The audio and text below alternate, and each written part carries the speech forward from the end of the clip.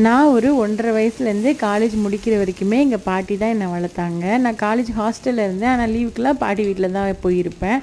அப்புறம் 2015 காலேஜெலாம் முடிச்சுட்டு சென்னைக்கு வேலைக்கு வந்தது.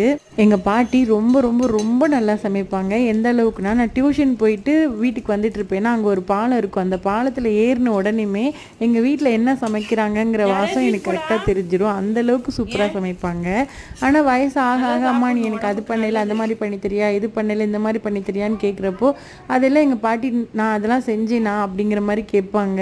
மா நீ தானம்மா அதை செஞ்ச, எப்படி செஞ்சேனாலும் சொல்லுமா, நான் அதே மாதிரி செய்கிறேம்மான்னு சொல்லுவேன். அதெல்லாம் எனக்கு மறந்து போச்சு அப்படின்னு சொல்லுவாங்க. அப்புறம் தான் தெரிஞ்சது வயசாகிட்டா கொஞ்சம் கொஞ்சமாக எல்லாமே மறந்துடும் அப்படின்னு.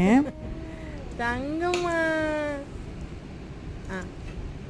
வளையலைங்க, இந்த கையில் உள்ள வளையல செல்லம் சாப்பிடுதான். இந்த அடை வந்து மரவள்ளி கிழங்குல செஞ்சது. இது எங்கள் பாட்டியோட ரெசிபி. இது எப்படி செஞ்சேங்கிறத இன்னொரு வீடியோவில் போடுறேன், பாருங்கள் கண்டிப்பாக.